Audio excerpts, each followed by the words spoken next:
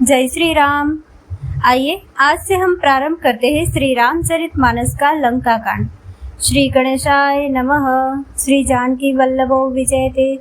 श्री रामचरितमानस लंका कांड। श्लोक। रामं कामारिसेव्यं भवभयहरणं कालमत्तेव सिंहं योगीन्द्रं ज्ञानगम्यं गुणनिधिमजितं निर्गुणं निर्विकारं मायातीतं सुरेशं खलवदनिरतं ब्रह्मवृन्देकदेवं वन्दे कन्दावदातं सरसिजनयनं देवमुर्वीशरूपम्।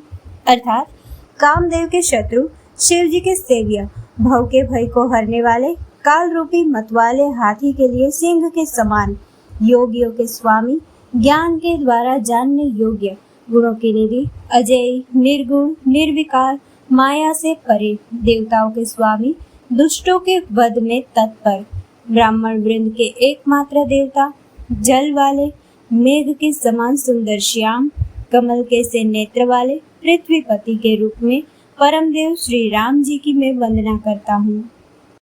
शंखेन्द्वां भमतीव सुन्दरतनुं शार्दूलचर्माम्बरं कालव्यालकरालभूषणधरं गङ्गाशशाङ्कप्रियं काशीशं कलिकल्मषोधशमनं कल्याणकल्पद्रुमं नौमिड्यं गिरिजापतिं गुणनिधिं कंदर्पहं शंकरम्।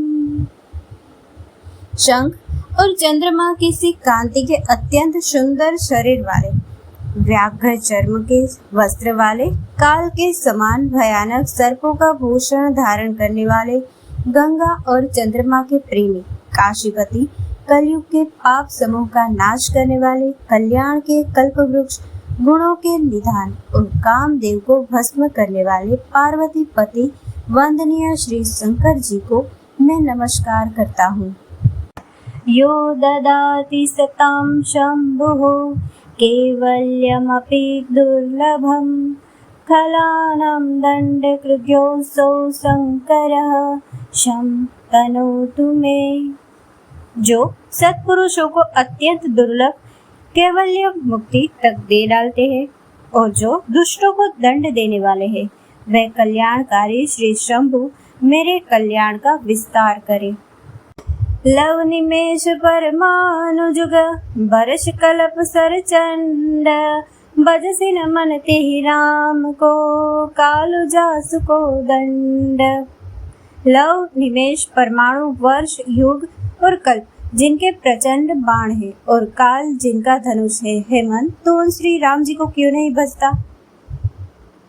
सिंधु बचन सुनि राम सचिव बोले प्रभु अस कहेऊ अब बिलम्ब कहि काम करहु सेतु उतरे कटकु। समुद्र के वचन सुनकर प्रभु श्री राम जी ने मंत्रियों को बुलाकर ऐसा कहा, अब विलम्ब किस लिए हो रहा है, सेतु तैयार करो जिसमें सेना उतरे।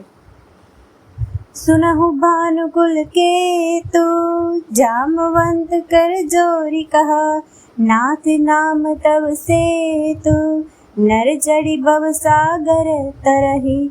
जामवंत ने हाथ जोड़कर कहा, हे सूर्यकुल के ध्वजा स्वरूप श्री राम जी सुनिए। हे नाथ, सेतु तो आपका नाम ही है जिस पर चढ़कर मनुष्य संसार रूपी समुद्र से पार हो जाते हैं।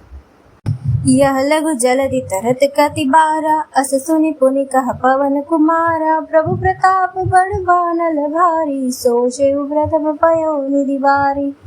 फिर यह छोटा सा समुद्र पार करने में कितनी देर लगेगी। ऐसा सुनकर फिर पवन कुमार श्री हनुमान जी ने कहा, प्रभु का प्रताप भारी समुद्र की आग के समान है।